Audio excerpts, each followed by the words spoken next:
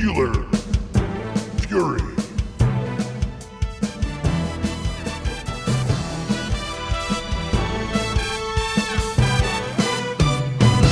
SteelerFury.com. Hello, you're listening to the Steeler Fury podcast, Pittsburgh Steelers show. During our pre-draft extravaganza, we're just about to start with the second half of our episode. That's the Steelers mock war room, where we go through and pick all the picks for the Pittsburgh Steelers in this year's draft. We debate all the potential candidates, and we try to come up with some sort of consensus pick for each one. Already having fun halfway through here. So without further ado, here's our Steelers mock war room draft part 2. By the way, we picked Tyler Guyton, first round, pick 20. Tackle out of Oklahoma, Zach Frazier, the center out of West Virginia at pick 51, and Mike Sanderstill, the corner out of Michigan.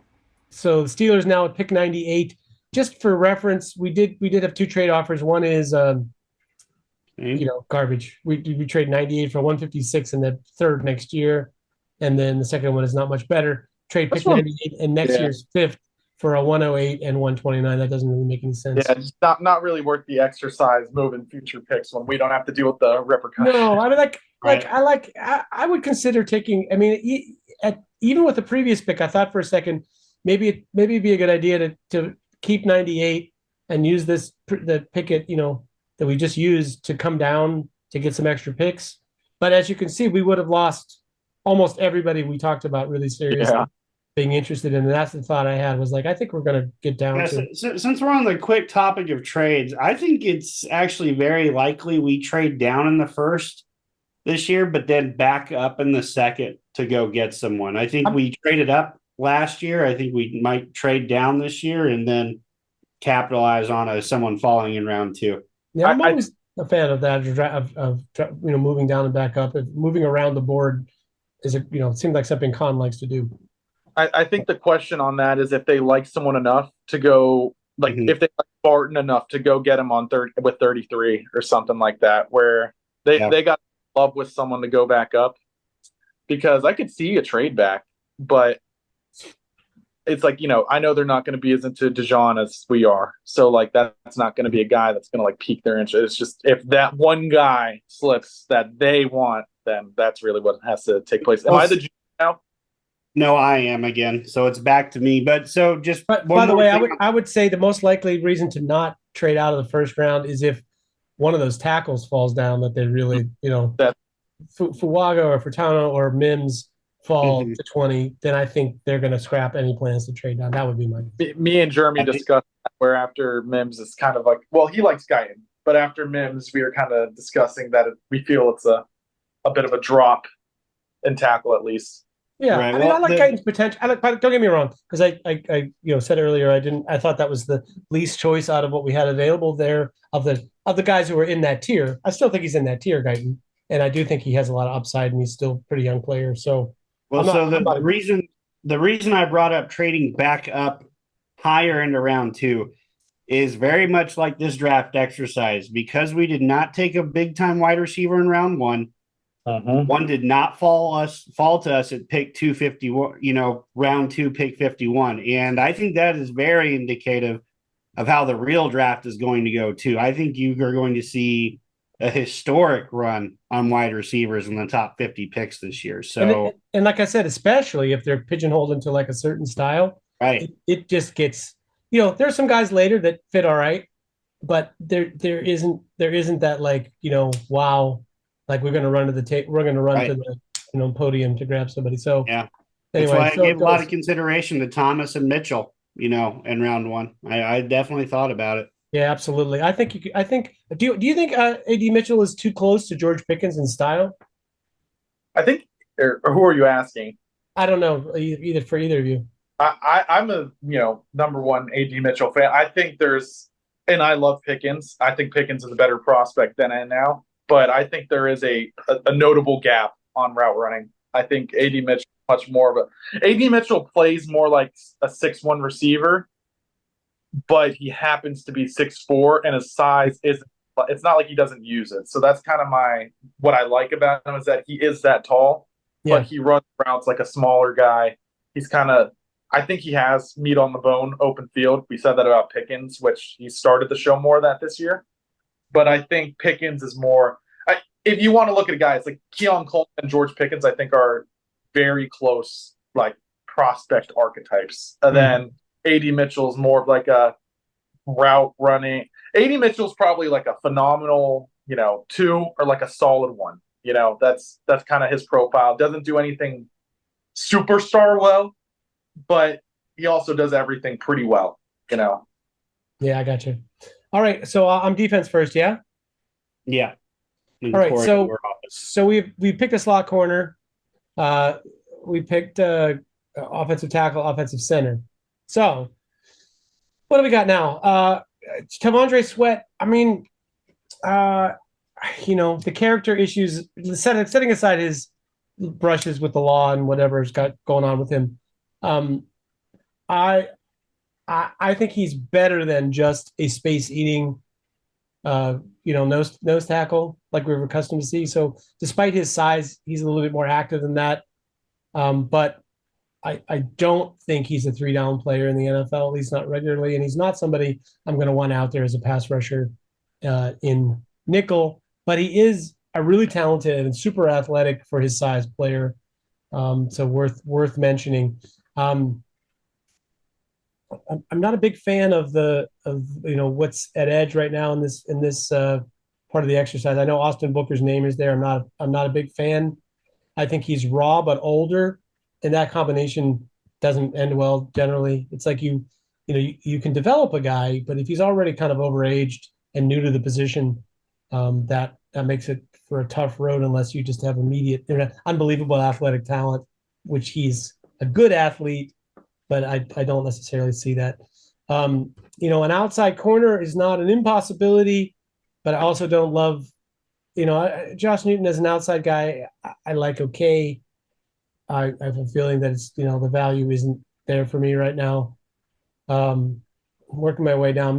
Wingo, yeah, quick first step.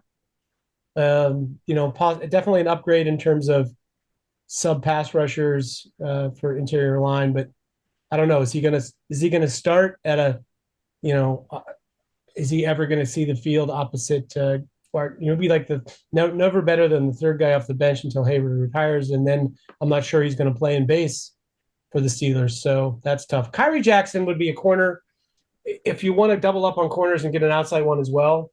I really like Kyrie Jackson's game. He not only do I enjoy him on tape playing at Oregon and before that, but he at the Senior Bowl I thought was a standout. He was somebody that they didn't talk about a lot on the broadcast, but if you watched the drills and the practices, was somebody that was sticky in coverage and also just looked like he has good size. That's the thing about the outside corner options, that it's nice to have somebody with a little bit of size out there, length to deal with some of the receivers that are coming into the league. I would see, for me, if I'm pairing with Joey Porter, ideally the other outside corner to me would be someone who's like a ball hawk, who isn't necessarily about his great athleticism. He's just somebody that has a knack for playing the ball at the catch point and coming away with either pass deflections or actually interceptions. And I'm not sure Kyrie Jackson is that guy. That would make me want to jump up here and get it. What else? Linebacker. We lost some of the guys that I really like. Other guys that I love, I think, are going to be available later. Safety, we just got, more or less locked out of the market. I like Tyke Smith a lot, but I think he's actually a slot in what the Steelers do. I think he'd be a great slot, actually. Not, in love with Carly's or Oladapo, and they're, once again, they're probably going to fall in that range between the Steelers' 4th round pick and their 6th round pick. So I'm not sure we'll see them later. But yeah, I'm not sure there's anybody there that really moves the needle for me. I'm sorry, because I would love to give you some better recommendations, but maybe it's better to hear from the offense. Sure. Korey. Yeah. So, first things, we can check running backs, because I feel like we're starting to get into the range where we could think about one. I mean, I know he's not like a wide zone runner, but if Derrick Henry put up 2,000 yards doing it, I think there's a strong argument that Braylon Allen could kind of replicate the same kind of running style he did. I'm not a Blake Corum fan. He's more of an inside zone kind of guy anyways. Bucky Irving, that size and testing scary. Audric Estime ran pretty slow. I feel like ran better at pro day. I will say that for him.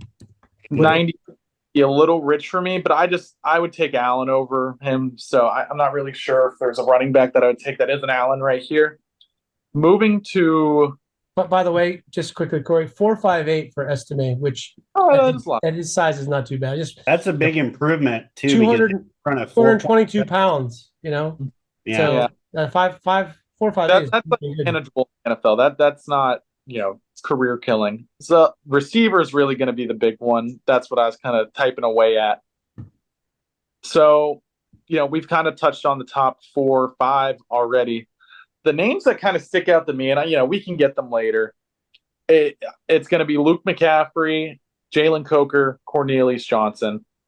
Cornelius, I think all 3 of those kind of fit the bigger athletic molds that we might be looking for in a wide receiver too.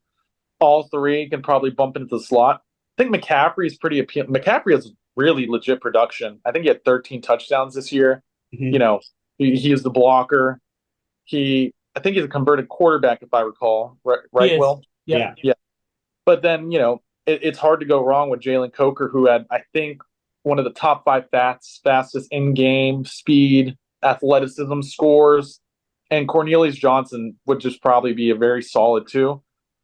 None of those guys really scream here. I love Javon Baker, but ironically enough, even though he's smaller, he's kind of redundant with George Pickens in a way, where he's a jump ball winner. He's he can run with it after the catch. 6'1", which is actually, I thought he's more towards 6 foot, 5'11". But I mean, that would be a solid pick here. I'm also curious to look at the guards here. By the way, Javon Baker, but I think his main skill is the ball tracking, and like his ability to track the ball and desire to go and get it is one of those things that there's a lot of receivers who have a lot of talent, more athletic talent than him. But if the ball isn't exactly to them, they're not have the mindset of like this, I'm going to get that. Like a center fielder, like a real center fielder type who thinks they can get to every ball. Mm-hmm. He has a lot of that in him, which I love. I was about to say, I hope this isn't okay. So I actually have some legit arguments to make here. Okay, so I'm going to start Mason McCormick. He is one of the best testing guards ever, which offensive linemen who test really well and have the kind of tape that he does, and he performed at Shrine. That is a very, very legit combination. Now, Zach Zinter has been my guy for a while. He basically had the same injury as Zach Frazier, and I think he's been recovering a little slower. But I mean, if it's me, I'm probably taking a guard here. I feel like McCormick and Zinter at 98. Yeah, maybe they sit a year, but we talked about Isaac Seumalo not being a wide zone runner. And so that really catches my eye, where you could get one of the best testing guards ever with Mason McCormick with legit production. He's been practicing all 5 positions in preparation for the draft. And then Zach Zinter, who I had as my number 1 true guard, especially before the injury. So, receiver, good go Javon Baker here. I think there's options later. I think Braylon Allen is worth considering at 98. That's kind of the point where I think he's a better prospect than Najee was, and we took Najee at 24. So that kind of tells you where running back's gone since then. But I think McCormick and Zinter are phenomenal prospects. I don't think you go wrong with either. Probably, if it's my job on the line, more inclined to go Mason McCormick just because of the lack of injury. But if you do take McCormick, you can get a sick cowboy collar on the O-line, which always looks cool. Same thing with Brandon, except he's 6'6" at guard or something like that. Mm-hmm. Which he's all. What do you make of Brandon Coleman? I say this because I think in a vacuum, Mason McCormick is a better guard, or Zach Zinter for that matter. But the thing about Coleman is his pulling ability and his ability on the move, I thought really was outstanding. Which for this kind of offense, I wonder what you thought about that. Yeah, I was about to say we're not going to pull guys. I think I think what would have been really sick is if we took Nims and Brandon Coleman and just threw them on the same side of the line just for fun. Just two mountains of men. But I think McCormick's probably, I mean, what's that, a 997 RAS for Coleman? I think it's better than McCormick. Now, I know the size. It is, yeah. Oh, he's 6'4". I thought he was 6'6" or 6'7". I don't know where I got that from. Yeah. He looks he's playing on the left tackle, so, Yeah, he looks huge. But, yeah, I would be inclined to go McCormick, especially as a fit. Coleman's in. I think McCormick, Zinter are all guys I might imagine would be close to being gone here. But, I think, you got some better options than I originally expected. I think the question is, do you want to take a Sayamalo replacement or even, maybe Daniels if you don't want to extend the contract or something like that? Mm-hmm. Or, what the choice is. But there are some better prospects here than I originally thought looking at it. I tell you what, though, this board's a lot thinner at 98 than I expected.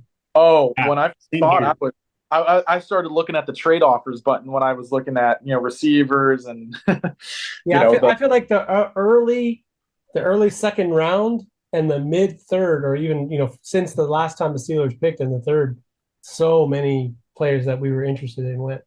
That's I feel like it's likely this year for me to not like a lot of these picks than a lot of the last couple years, especially with how we've drafted so far. But Jeremy, fun decision here. I mean, there's some different. Yeah. There's quite a different, philosophy you could go with here. I mean, I'm a big Mason McCormick fan, but there's been talk of him snapping, and playing center, and it's like, well, we have one of those already. Do we need this pick to contribute this year? Yeah, most likely. By the way, Jeremy, just quickly on McCormick, 4.45 short shuttle, which is one of those numbers for interior offensive linemen that is usually when you have a low, somebody who's over 300 pounds that has that kind of short shuttle, their ability in short spaces is generally pretty good. As Korey said, not exactly pulling those guys, but they got to move. They got to get out of their stance and they got to move. Anyway, for what it's worth.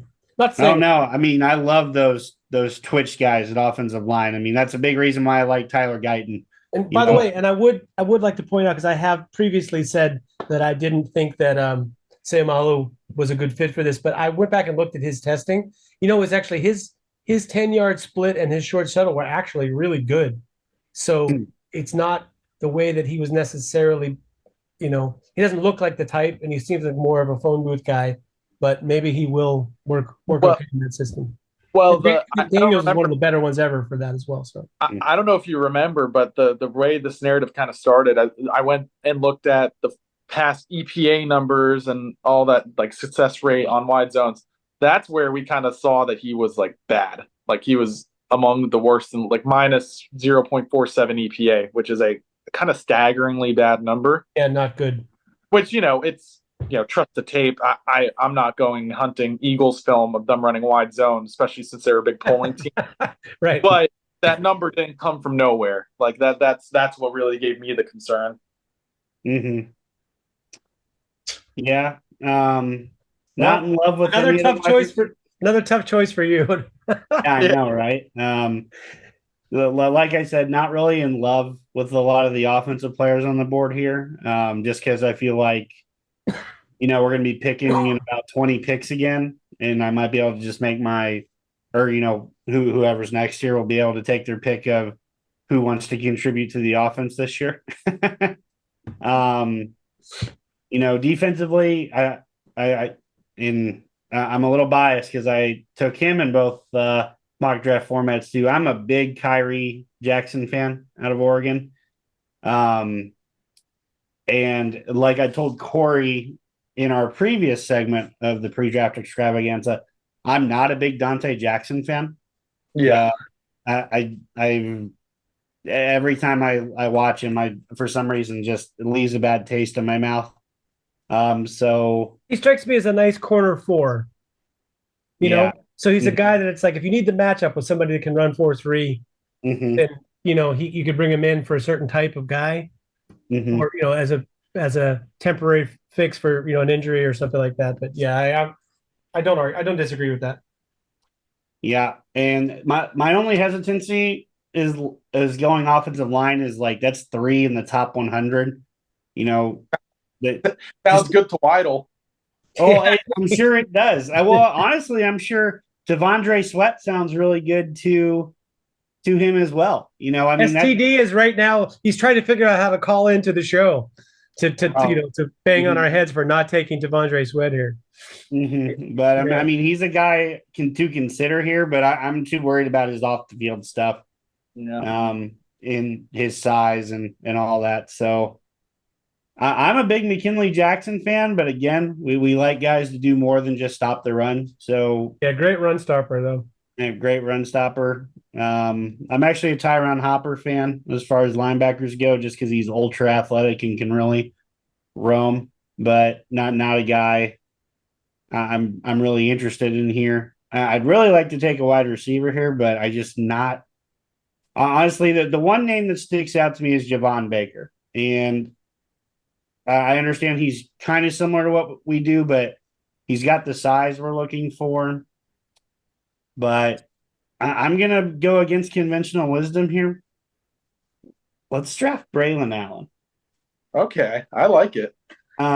Just because I don't see the Steelers giving Najee his 5th-year option. Just with the way the running back room is currently constructed. Jaylen Warren, is good, but can he be good in a full-time capacity? I don't know. But I honestly don't think this is that impossible. I mean, we're looking at the team that just took a running back with the number 8 selection when they had 1,000-yard rusher the year before. Yeah, that's true. I didn't really think about it like that, but right. Braylon Allen he may be the youngest player. I think he's the youngest player in the entire draft. He's right. He's either first or second. I mean, think about the narrative. I mean, the film's the same as his freshman year, and when he was playing his freshman year, I mean, this was a universal top 20 pick. He hasn't anything to really disprove that necessarily. Like I said, I thought Najee. We didn't get testing numbers for Najee. I thought Najee was a borderline first-round running back. I mean, numbers-wise, he is not far off that. I mean, he's produced. But I feel like Braylon's kind of like a better version of Najee, and you're getting him at 98.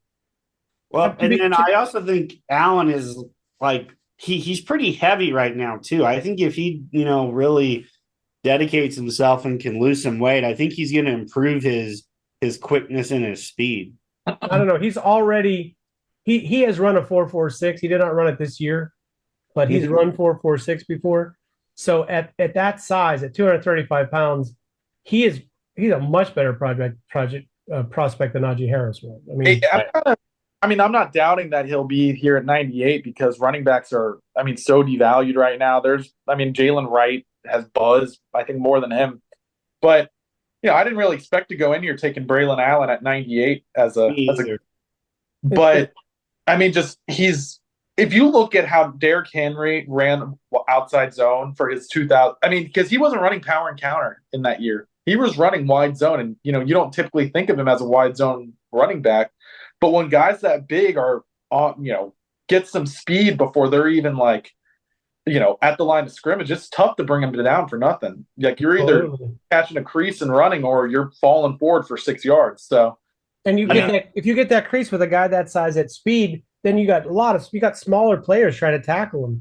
Especially in college. So you can see why that you have safeties or corners trying to tackle that guy, or an undersized linebacker that teams are moving to these days. That makes for very tough. Yes. By the way, Braylon Allen, youngest player in the draft. He's just turned 20 years old 2 months ago. Yeah, that's crazy. Estime is almost the same age. He's a couple of months older. Nate Wiggins, Malik Neighbors, Jonathan Brooks, and Michael Hall. Those guys are all. Wow. Keon Coleman, these are all under 21 right now. I'm really a huge, extend the running back to a second contract guy, but it's a lot easier to extend a 24-year-old than a 26, 27-year-old. You're probably getting 8 years out of that. Yeah, then you let him walk when he's 28, basically at the end of a running back's prime. That sounds like a good deal if you ask me. Pretty good. Hey, what was the who's the GM next time around? Me. I have the next pick. Because I would say since you picked running back in the top 4 picks. We pick running back in the top 4 picks. We really ought to consider a trade down if we don't have a player that we absolutely love. Because even getting an extra pick of any kind might be worth it because we don't you might want to take a couple of shots on wide receiver to make sure you get one, something like that. I'm going to be honest. Is that our only? We could just pull the trigger on that and make it 30-minute longer episode. We might need more tape to record the show, but we have a trade offer on the board from New England for they want pick 119. They're willing to give up the next 3 picks: 137, 180, 193. I was about to say, I wish they were offering picks that just involved this year, and they did. This just seems like the recipe. I mean, we might have to be a little quicker on the back end of the picks, sure. But I like that too. Well, we can pick up the pace a little bit. I mean, I guess all I'm saying is I feel like the difference between picking at 119 and moving down to 137, just for instance, to move down to where the 137 range is, here's the guys that you're probably going to miss out on: Jerry Jones, Brendan Rice, Theo Johnson, Ray Davis, running back from Kentucky, Kyrie Jackson, Mason McCormick, Brandon Coleman. Okay, there's some guys that can play in there, but I don't know. More well, and it's also, I mean, that seems like a pretty realistic trade. That's to move up 20 spots for a guy you want and sending, 180 and 190 pick. It seems fair. Just pull the trigger.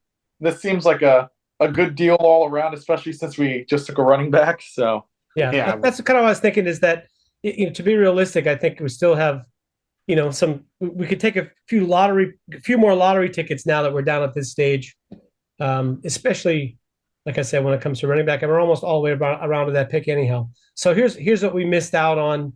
What was our pick? 119? Is that what it was? Yeah. So Bucky Irvin, Kalen King, Makey Wingo, Marshawn Lloyd, Estime, Brandon Coleman, Taylor Bortolini, Jerry Jones, Jalen Ford, Mason McCormick, Cam Hart, Cowing, the wide receiver from Arizona we talked about before, Tyron Hopper, Kyrie Jackson, Tyrese Knight, Luke McCaffrey, bummer, Javon Foster, and Brendan Rice, also a bummer. But I'll be honest with you. If you guys weren't on the show and it was just me debating myself, I like the potential of Luke McCaffrey, and I like a lot of little things that Brendan Rice does, but I don't feel like either one of those guys are necessarily I'm going to commit seppuku right now because they lost them. There are some guys that I feel honestly sometimes that bad when they go, but I don't know that they're as much as their hype is, despite the bloodlines. Mike Tomlin might commit Harry Cara, but Cornelius Johnson, kind of does a lot of things they do with good testing. Lower profile because so little volume at Michigan. Yeah. But so what are the roles now? I'm defense. I think Corey's offense. No, I'm Will's offense. Your defense. Oh, I'm defense. Excuse me. Oh, but you skipped your picking, Korey, because you did the trade? No. I'm GM. Oh, you are still okay. Yeah, so he's GM now. I took Braylon. So okay. So I'm offense. I believe so. Okay. I'm defense now. Mm-hmm. Great. You want to do defense first? Sure. Let's roll through it. Tyler Davis, not a big fan. Just kind of a plugger. Doesn't do much. Jonah Ellis still on the board, by the way. Oh my God. Are we allowed to pick him? No, that's so unrealistic. That's the only. Just let it be said, we would have picked Jonah Ellis 2 rounds ago if it was really still on the board. Yeah. Well, yeah, I was about to say but I think he might go sneak into round 1. Yeah. Maybe we'll be proved wrong, but I don't think so. Don't like Keith Randolph at all. I feel like he's massively overrated. And I think he's a good mover and not a great defensive tackle. Gabe Hall is a known favorite of mine and Corey's and Will's to an extent. Mm-hmm. Christian Boyd, very intriguing name here because he's, that 6'2", Nose tackle. He does have short arms. I see the T-Rex stuff there. Well, nicely done. Great player, though. I actually really, really like him. And it's not his fault. He has that to work with. He's got the same arm length as Braden Fisk. I might even be longer than Braden Fisk, who went 4 rounds ago. So. I like Jordan Jefferson. Not quite as dominant as you'd want him to be, but he's got tools and he's got size. So I could see that being a Steelers-esque pick. Logan Willie and Jawan Briggs are a little too far down the board. Yeah. They're probably available the next pick, especially Logan Lee. I see him going, last round type of deal, just due to lack of athleticism. He actually tested pretty well. He's just old. He's old too. He hit a 9.2 RAS and had some good power numbers, but he's just like 25 years old or something. Yeah, I think he's like super agile for his size. He is agile. I'll give him that. Maybe I'm thinking of someone else. Yeah, Logan Lee's only 24. Sorry, I don't mean to get only 24. Only. Yeah, well, we can extend him when he's almost 29. Great. Well, as Emery Hunt said, a couple days ago, everybody in this draft is 24. That's what it feels like. Yeah. Well, this is the last. Sorry, go ahead. Braylon Allen was 17 as a freshman, so yeah. I was about to say this is the draft where we're starting to get all the last 6th year COVID players. So next year it'll be the 7th year COVID players. Oh my God, is that even a thing? Yeah, we're the guys this year. The guy who was the quarterback from Rhode Island. Yeah. Yeah.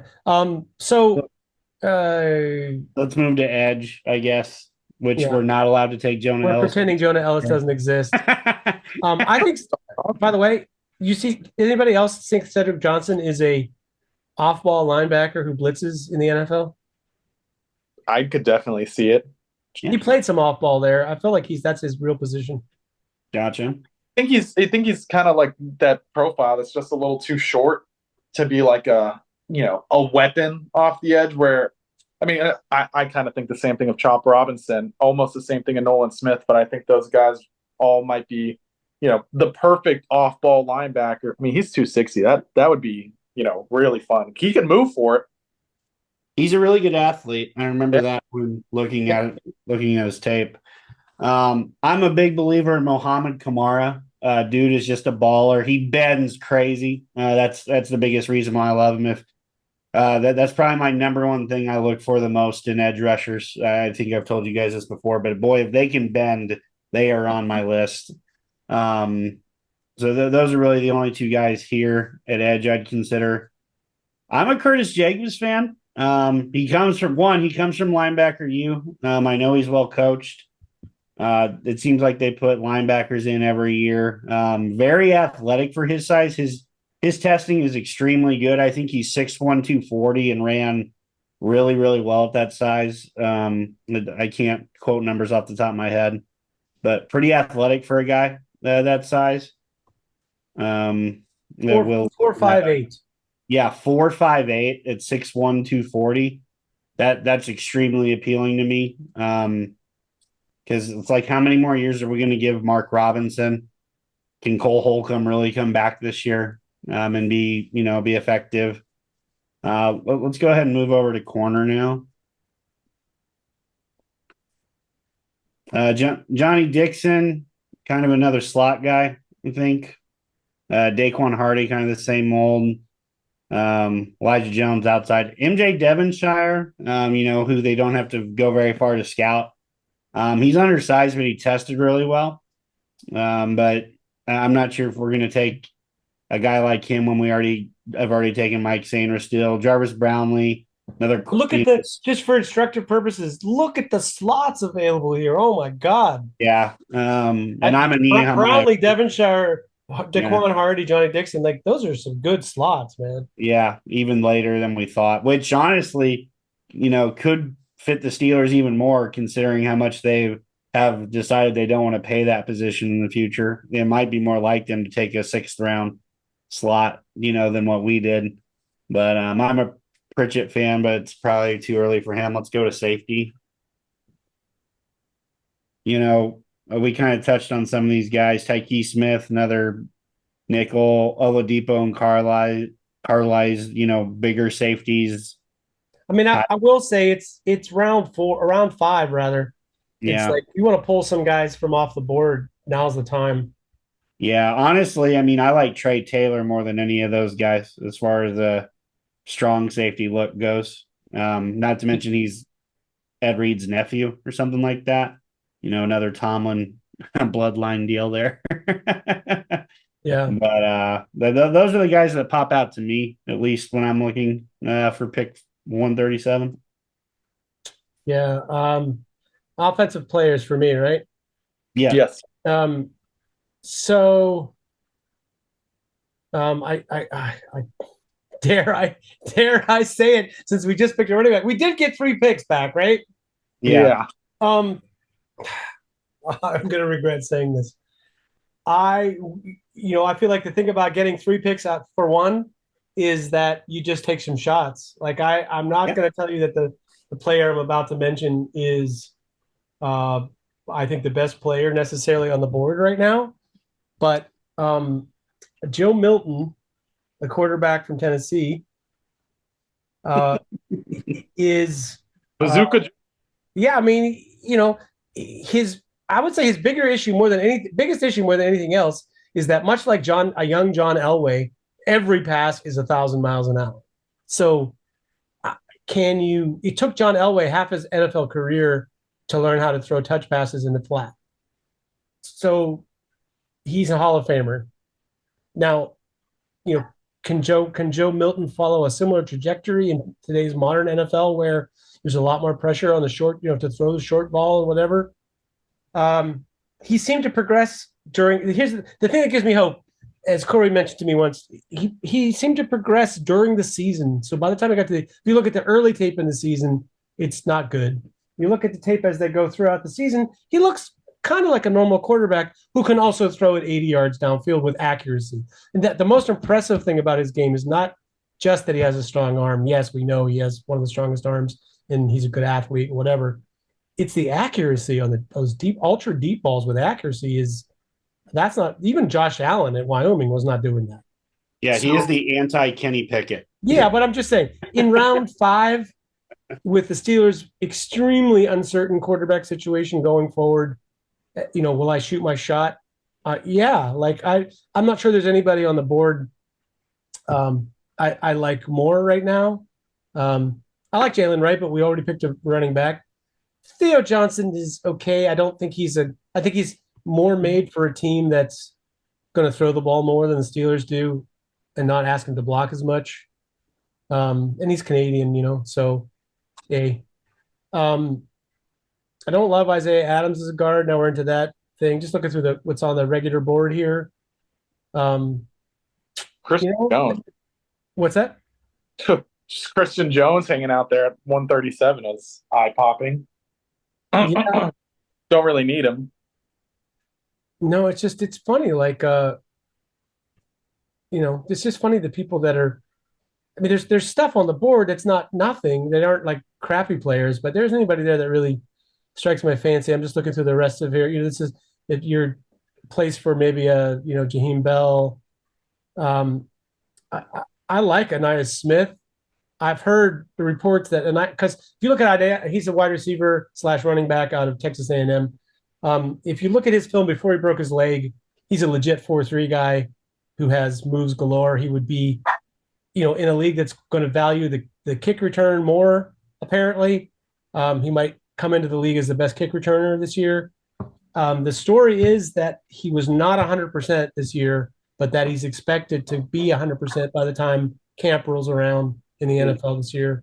If that's true, and he's going to go back to where he was rather than slipping down to be like a 4.5 guy, I think he'd be terrific. Even as a 4.5 guy, he shows a little bit of like the Antonio Brown quality of finding a way, even when he's double covered, to get up or make a move that gets himself in a position to get the ball in a contested situation. So even for a smaller guy, those are probably the 2 most interesting guys to me who are on the board. Well, what down just a little farther down the board, just because I think I saw him down there. I think Korey mentioned Jalen Coker. Yep. Okay. just that name kind of sticks out too, just because of the bigger wide receiver profile. Yep. I know I'm supposed to be arguing defense. I know I'm not doing No, and I could see him coming at some point. Yeah, absolutely. But and Christian Jones, we already picked a tackle, but Christian Jones has potential too. And I guess it's not, written in stone that Broderick Jones is going to work out as a left tackle, but feels like we have a big investment there. But you can never have enough offensive linemen. Is it on me? Offense. Yep, this is your show this time, Korey. All right. So I don't dislike the Joe Milton idea. However, I feel like the Justin Fields trade is the only thing that gives me some pause on it. I know there's a contract thing, which would be the main factor, but just Joe Milton's a year younger than Justin Fields. I would be much more inclined to take him to sit behind Russ if we didn't have the field sitting on the back burner. But I don't know how much I love if we are, somewhat contending, having Joe Milton and Justin Fields as our two backups. It's not really someone to steady the ship, if you know what I mean. Yep. Zach Zinter obviously catches my eye here. The receivers catch my eye. Jaheim Bell, I feel like we can only take so many luxuries, like a Braylon Allen. Yeah. I feel like Jaheim Bell might just be, one too many in a sense. I don't know. If we truly want to go to an Arthur Smith style of offense where we only throw the ball 10 times a game, he might just fit. But well, Bell's thing isn't really a blocker. He's kind of like a, run after the catch, kind of slot, H-back type. That's not really a great block. Like, his profile is just a little weird to me. I'm sure someone could find a way to use him well. But, if we had a bigger need at, tight end, I'd be much more inclined. Is there anyone above Taj Washington? I'm assuming Javon Baker was already. Yeah, he's gone. Yeah. Rice and Baker, yeah. I'm going to go with the guy that I would be most upset if we didn't get coming back at pick 178. And he's going to be the guy that I think is the best fit here. I'm going to go with Gabe Hall, the D tackle out of Baylor. He's super long, super athletic. I think he's got a lot of pass rushing juice. Again, Jonah Ellis would be the pick if he would have had being here in real life. But Gabe Hall's going to be the pick here. I think he's super. He's got like 4 good moves. I think he's a perfect guy to kind of develop behind Hayward for a year, kind of get his body, what they wanted out of his 3 tech, and then, right off into the sun with him. Okay. Great. So our pick so far at pick 20, Tyler Guyton, the tackle from Oklahoma. At pick 51, Zach Frazier, center from West Virginia. Pick 84, Mike Sanderstill, quarterback from Michigan. Pick 98, Braylon Allen from Wisconsin. Pick 137, Gabe Hall, defensive lineman from Baylor. We've still got 4 picks to go, so we need to pick up the pace. What's our lineup now? You guys, the young people, can remember. I started as offense, then I picked, so then I would be swinging to defense now.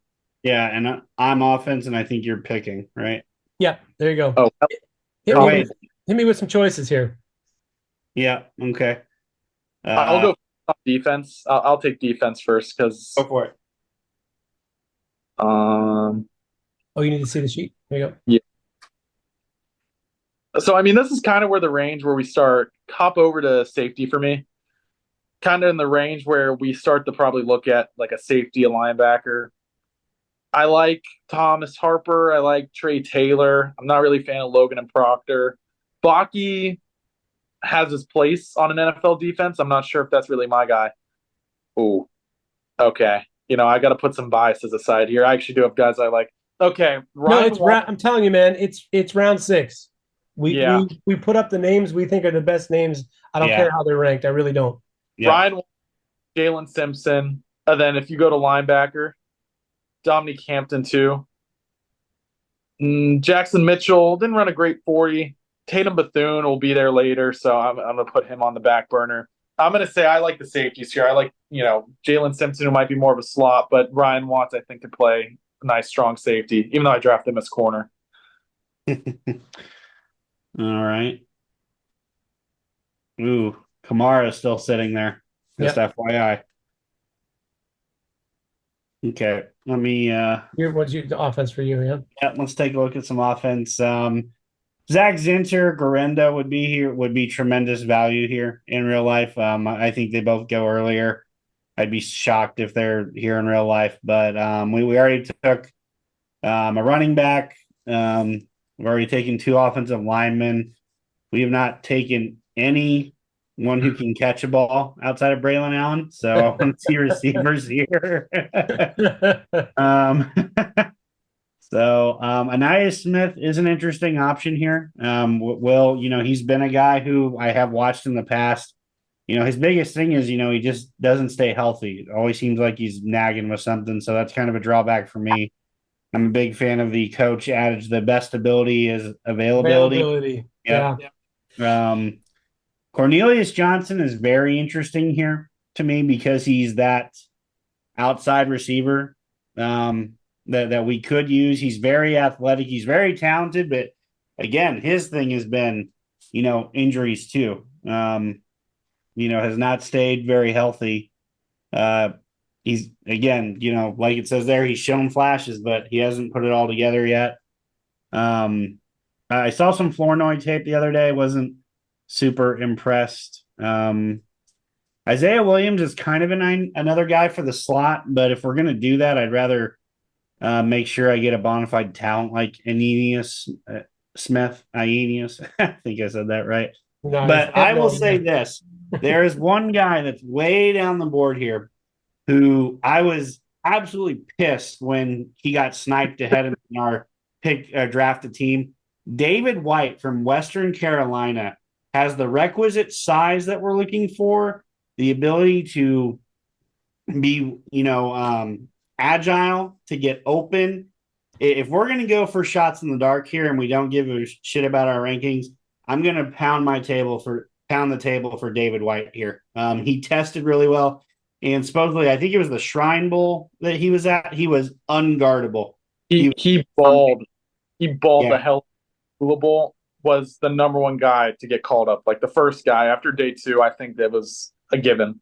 Yeah, so I'm a huge fan of David White here, considering that we have not taken any wide receivers yet, that there's a lot of question marks at this spot. If we're going to go ahead and, shoot for the moon, David White's my shoot for the moon guy. Yeah, and any tight ends you like here? Tight ends. I'm an Isaac Rex guy. I just don't feel like he's going to get drafted. Is there anyone Isaac Rex, I assume? There's 247, the top tight end left. It might be. Eric Hall, but he's really H-back type. Yeah, I've never been an Eric Hall fan. I remember trying to recruit him to IU, and he's bounced around. He bounced to Michigan. He bounced to Iowa. He still didn't do much there. Holker's a nice story. Not a fan. Brevin Spanford, that's just like a repeat of Darnell Washington, who doesn't move as well. AJ Barner, I hate with a passion, so I can't take him. Yeah. He's an Indiana boy that ended up going up to Michigan and winning a national championship, so I will forever hate him. But he's got talent. He just kind of quit on us. But anyway, not anyone I love at tight end. Dylan McMahon's an interesting pick if we really wanted a backup offensive lineman. Another really good tester. Has some center guard versatility. But David White's my guy. That's been my guy. I thought he was going to stay quiet on the draft board thing, and then I got sniped. So yeah, I don't know how many more I'm picking, if any, right? So I get the last one. Yeah, I guess so. But I honestly, I feel like we might do just as well to pick a couple of wide receivers. Yeah, could double up here. So Zach Zinter, I like, but when you think about what the situation is like at wide receiver right now, dire, and we're picking in round 6. I think we need to get a few guys and hope that one of them sticks. Is where we're at. Mm-hmm. There are several that are left in this draft that I like, and I like them more than some of the bigger names. Yeah, I can get behind David White. I also like Bob Means. I think Xavier Weaver is a guy that who knows why he hasn't been more of a success. I feel like he's a guy that has all the tools, and every once in a while I watch a game and he looks like a dominant number one wide receiver, and then he'll disappear. I like Casey Washington a lot, actually, for as a compliment to what we have on the other side. But I think we just need to get started on wide receivers, and like I said, get at least one more. So I'll go with David White from Western Carolina. I think that's a fair choice anyway.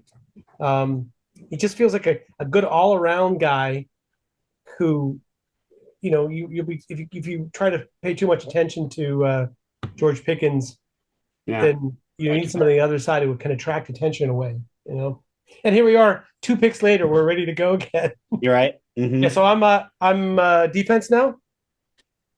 Yeah, Corey's back to offense, and it's me. Okay, just guys, let's just put it this way. Let's just go with guys that we haven't talked about already that I personally find interesting. I like Christian Boyd. I know I made fun of his arm length, but that's the way it is sometimes with these shorter guys. He's really explosive and can really, mess up your day.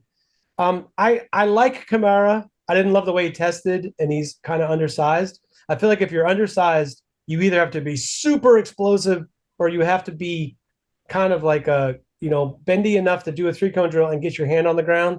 I think he's bendy okay for college, but not necessarily at a high NFL level. That's my take. Your mileage may definitely vary. I like Jawan Briggs, defensive lineman out of Cincinnati, but not enough to pound the table. Jarius Monroe, older prospect, very experienced, had like 55 or maybe even pushing 60 starts in college. A lot of takeaways, good player, not super athletic, but fits that ball stealer profile on the other side. Miles Harden, cornerback / free safety for South Dakota. I mean, the biggest problem is that I'm not sure which he is. You guys might have a better ability to weigh in, but Dominic Hampton is outlier athlete, split safety type who can give you some deep looks in the middle of the field, who can also play in the box and knock the crap out of guys. Hard not to like that. So as far as defenders go, linebacker wise, I prefer some guys off the board to. I like Jackson Mitchell. He's a good player. I wonder about his athletic upside for really being able to be a complement to what we already have. Tatum Bethune is a guy that I know that Corey likes, that I really like as well, who's probably best suited as a follow cover linebacker, but he has some of the best hits in college football the last couple of years, so he's also physical enough for that style linebacker. I guess I'll leave it there with defenders. Yeah, I mean, going to offense, we already discussed a lot of the click over because I want to see. Yeah. So, I mean, Norzad, that's Will's guy. Not really a need for him at center right now. But he played guard for Penn State as well. So I mean, it's not. Can we go to guards? Yeah, guards. Well, your top guard is still on the board. Yeah, I know that. I'm sure we mentioned him long enough. By the way, Norzad is bigger than Zach Zinter. By the way, that's kind of crazy. Ladarius Henderson was regarded as a top 4 or 5 guard going into this year, and he got stuck behind Michigan's O-line. I remember I told Will, and it didn't live all the way up to the billing. I mean, it won a national championship, but I told Will this might be one of the better offensive lines in college football history. I mean, he didn't even start for basically the whole year. I think he's had a spot start or two, but he was considered one of the better guards coming out of Arizona State when he hit the portal. I thought he should have came out last year. Dallin Holker, it's kind of that move, tight end. I mean, I think he's redundant with, Michael Pruitt, Jaheim Bell, Connor, all the reasons we talked about those guys. Cornelius Johnson, we talked about. McAllen Castles, just not sure the need for a tight end right now. I feel like, there's some guys on defense that we could swing on. I feel like Zinter's kind of like a luxury pick if we wanted him. I think, we have 2 picks left. I think Cornelius Johnson, like we mentioned, taking him right after, not a bad move. And we actually have 3 picks left. 3 picks left. So not really a need for quarterback, running back, or tight end kind of period for the rest of this. And center, unless you think he can play everywhere, I'm not really sure. We're kind of the point of the draft where it makes it easier, where we're kind of narrowed down here on position groups. Yep. No, I promise you a wide receiver next round that you're gonna like.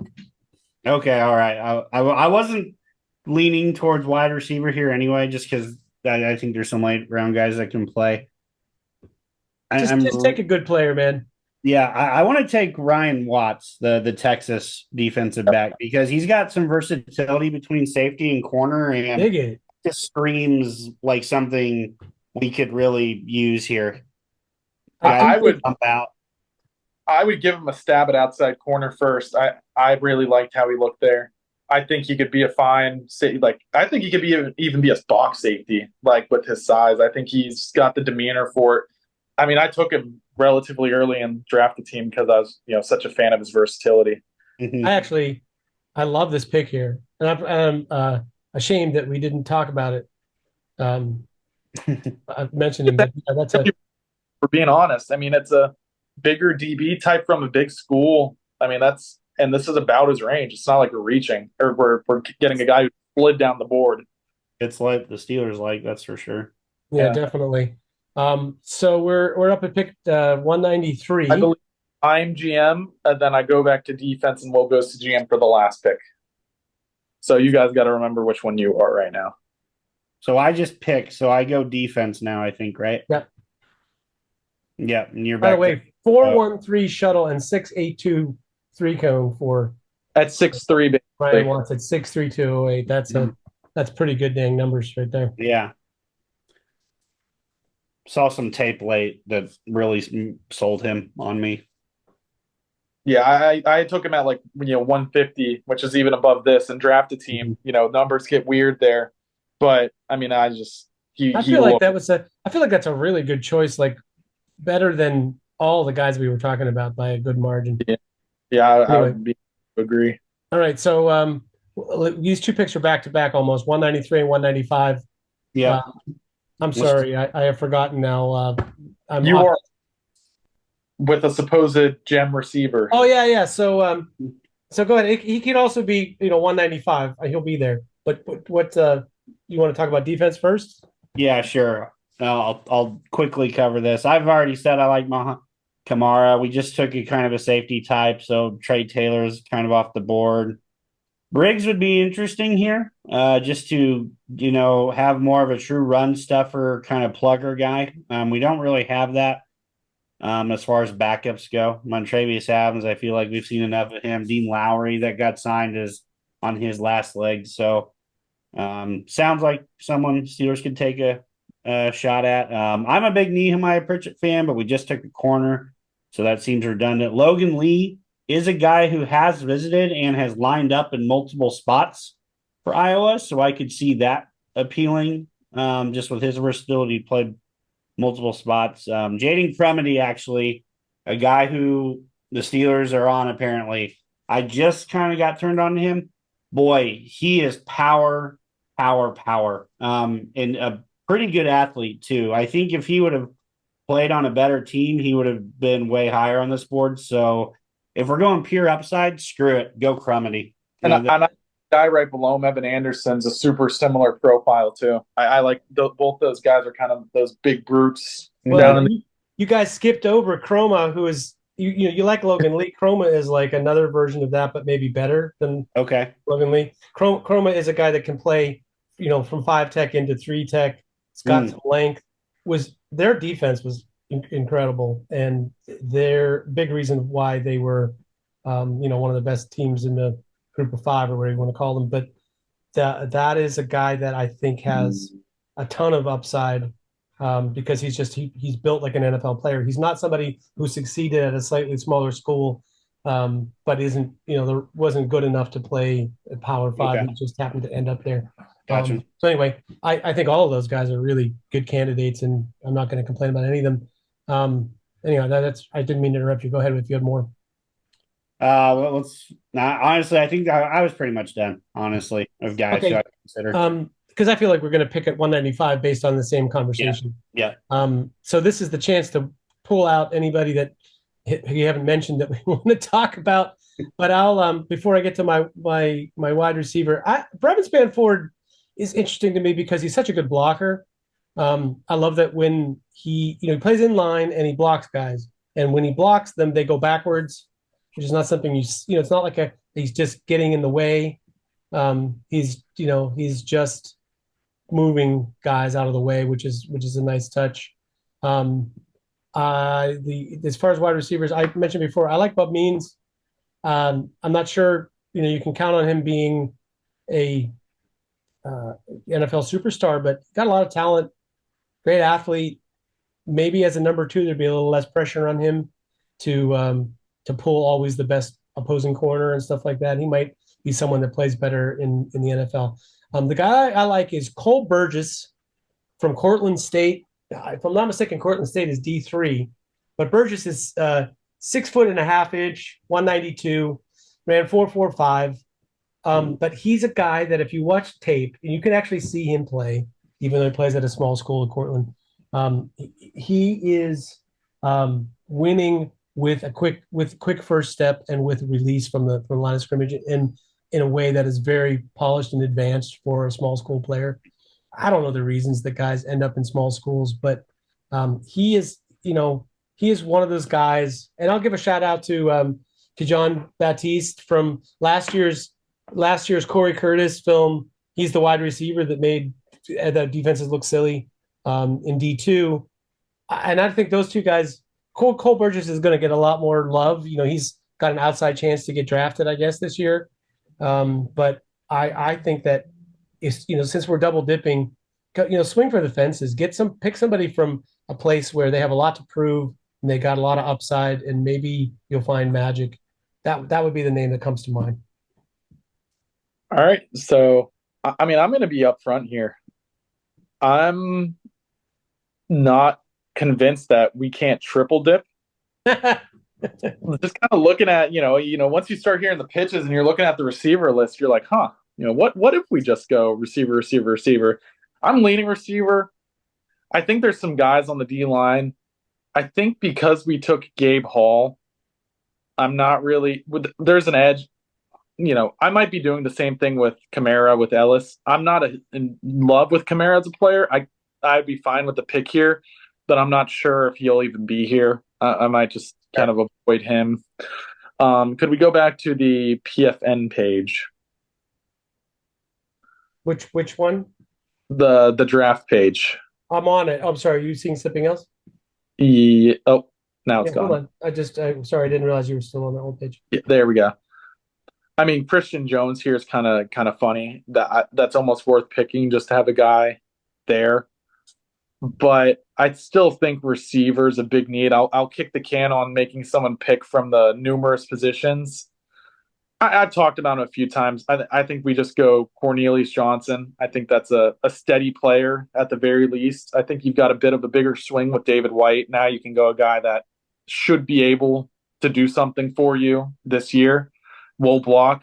I think Casey Washington was also worth consideration here, but I think Cornelius Johnson here gives you a bit of a sure thing, and then let Will choose out of the last group. Yeah. So Cornelius Johnson's the pick at number 193. Okay. It's really tempting to pick another wide receiver. There's just so many names there, but you got to figure, I don't know, are they all going to go in a round and a half? Maybe a lot of them will. But yeah, man, you can still have your Anais Smith fancy luxury car. You could still have a guy like Bob Means or Tejan Palmer from UAB, Xavier Weaver. There's some good players there, man. Marcus Rosemy Saint, what's his name? St. Jackson, I think. Yeah, but he ran like 5 flat. That's not happening. Serious? Did he really? Wow. He ran 4.9, Wow. I think. That's brutal. I thought he ran faster than that.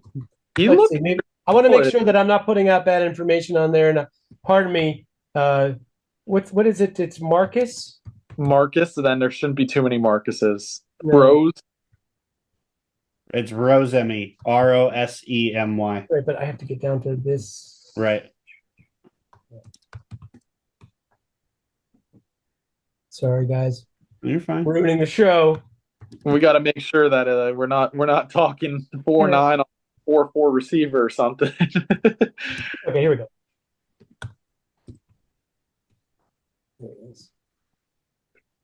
He ran 4.84. Ooh, that's slow tight end numbers. Did he really? Something went wrong. I wasn't sure wide receivers ran that slow at Georgia, but okay. The more you know. I mean, he played this year. That's kind of crazy. Yeah, either that or there was injury situation with. I mean, because another wide receiver I like, Sam Pinckney, from Coastal Carolina. He's another guy that he got injured during his workout. He pulled a hamstring, and it just like who knows what he really runs. He previously had run in the 4.5s, so I think he's probably better than what he tested. So maybe this is the case for Marcus Rosemy-Jacksaint as well. But he is somebody that skipped working out at the combine, even though healthy, and then ran 4.84. So yeah, wow. Buy some time.